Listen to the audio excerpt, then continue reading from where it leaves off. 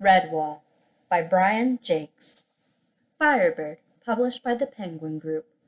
Originally published in Great Britain by Hutchinson Children's Books Limited, an imprint of Century Hutchinson Limited, 1986.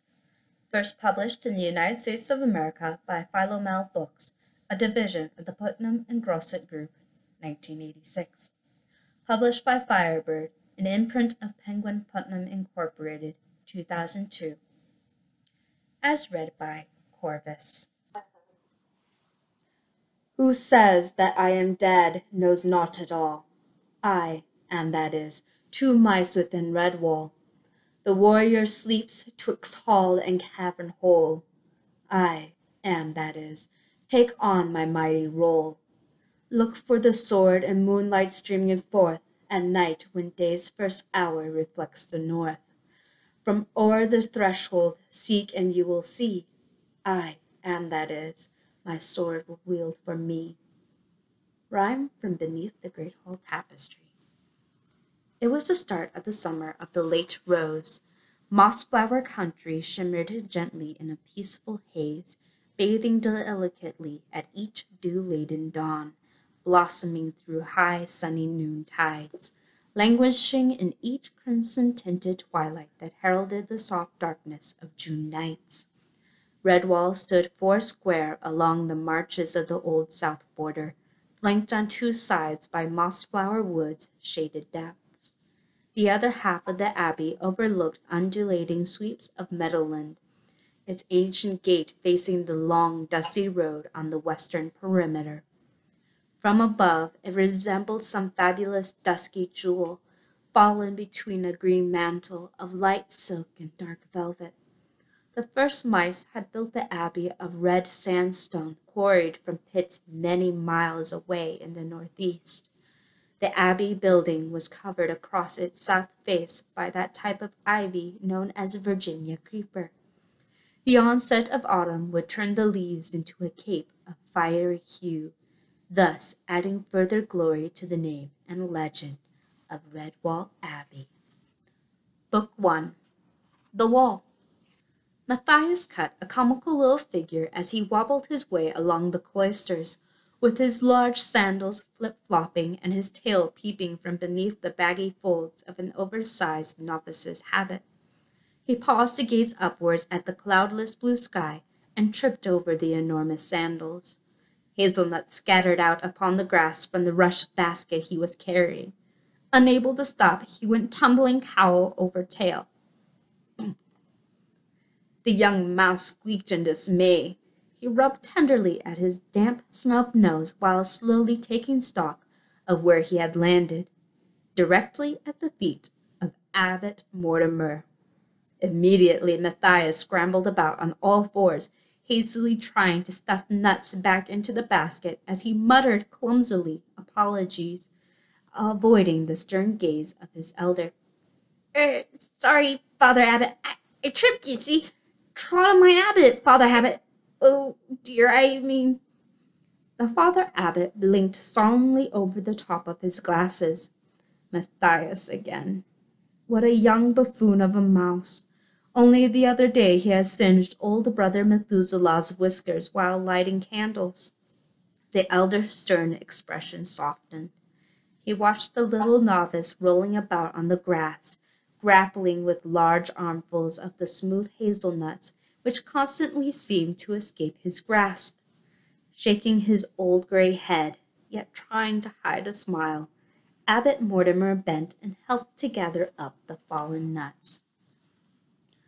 "Oh, Matthias, Matthias, my son," he said wearily, "when will you learn to take life a little slower, to walk with dignity and humility? How can you ever hope to be accepted as a mouse of Redwall when you are always dashing about grinning from whisker to tail like a mad rabbit?" Matthias tossed the last of the hazelnuts into the basket and stood awkwardly shuffling his large sandals in the grass. How could he say aloud what was in his heart?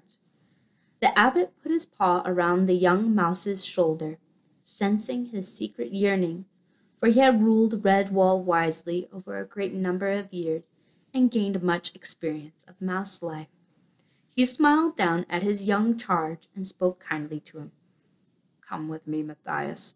It is time we talked together."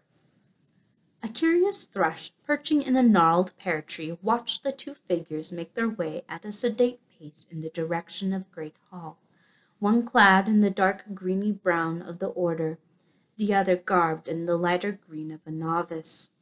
They conversed earnestly in low tones.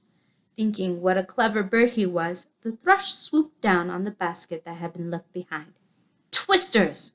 The basket contained only hard nuts, locked tight within their shells. Feigning lack of interest, lest any other birds had been witness to his silly mistake, he began whistling jauntily a few bars of his melodious summer song, strolling nonchalantly over to the cloister walls in search of snails. It was cool inside Great Hall. Sunlight flooded down in slanting rainbow-hued shafts from the high, narrow stained-glass windows. A million-colored dust motes danced and swirled as the two mice trod the ancient stone floor. The Father Abbot halted in front of the wall on which hung a long tapestry. This was the pride and joy of Redwall. The oldest part had been woven by the founders of the abbey, but each successive generation had added to it. Thus, the tapestry was not only a priceless treasure, it was also a magnificent chronicle of early Redwall history. The abbot studied the wonderment in Matthias's eyes as he asked him a question, the answer to which the wise mouse already knew. "What are you looking at, my son?" Matthias pointed to the figure woven into the tapestry. It was a heroic-looking mouse with a fearless smile on his handsome face. Clad in armor, he leaned casually on an impressive sword, while behind him foxes, wildcats, and vermin fled in terror. The young mouse gazed in admiration. "Oh, Father Abbot," he sighed, "if only I could be like Martin the warrior. He was the bravest, most courageous mouse that ever lived." The abbot sat down slowly on the cool stone floor, resting his back against the wall. "Listen to what I say, Matthias. You have been like a son to me, ever since you first came to our gates as an orphaned woodland mouse, begging to be taken in. Come, sit by me, and I'll try to explain to you what our order is all about. We are mice of peace. Oh, I know that Martin was a warrior mouse, but those were wild days when strength was needed, the strength of a champion such as Martin. He arrived here in the deep winter when the founders were under attack from many foxes, vermin, and a great wild cat. So fierce a fighter was Martin that he faced the enemy single-pawed, driving them mercilessly far from Mossflower.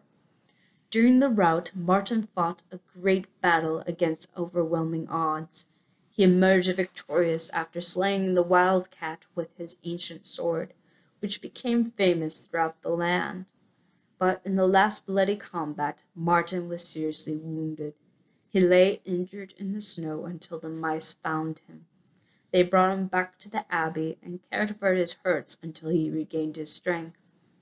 Then something seemed to come over him. He was transformed by what could only be called a mouse miracle. Martin forsook the way of the warrior and hung up his sword. That was when our order found its true vocation. All the mice took a solemn vow never to harm another living creature unless it was an enemy that sought to harm our order by violence. They vowed to heal the sick, care for the injured, and give aid to the wretched and impoverished. So was it written, and so it has been through all the ages of mousekind since. Today, we are a deeply honored and highly respected society. Anywhere we go, even far beyond Mossflower, we are treated with courtesy by all creatures. Even predators will not harm a mouse who wears the habit of our order. They know he or she is one who will heal and give aid. It is an unwritten law that Redwall mice can go anywhere, through any territory and pass unharmed. At all times we must live up to this. It is our way, our very life. As the abbot spoke, so his voice increased in volume and solemnity. Matthias sat under his stern gaze, completely humbled. Abbot Mortimer stood and put a wrinkled old paw lightly on the small head, right between the velvety ears, now drooping with shame. Once more the abbot's heart softened towards the little mouse. Poor Matthias, alas for your ambitions. The day of the warrior is gone, my son. We live in peaceful times, thank heaven, and you need only think of obeying me, your abbot, and doing as you are bidden. In time to come, when I am long gone to my rest, you will think back to this day and bless my memory, for then you will be a true member of Redwall. Come now, my young friend, cheer up. It is the summer of the late rose. There are many, many days of warm sun ahead of us. Go back and get your basket of hazelnuts. Tonight we have a great feast to celebrate. My golden jubilee as abbot. When you've taken the nuts to the kitchen, I have a special task for you. Yes, indeed, I'll need some fine fish for the table. Get your rod and line. Tell Brother Alf that he is to take you fishing in the small boat. That's what young mice like doing, isn't it? Who knows, he may land a fine trout or some sticklebacks. Run along now, young one. Happiness filled Matthias from tail to whiskers as he bobbed a quick bow to his superior and shuffled off. Smiling benignly, the abbot watched him go. Little rascal, he must have a word with the almoner to see if some sandals could be found that were the right fit for Matthias. Small wonder the poor mouse kept tripping up.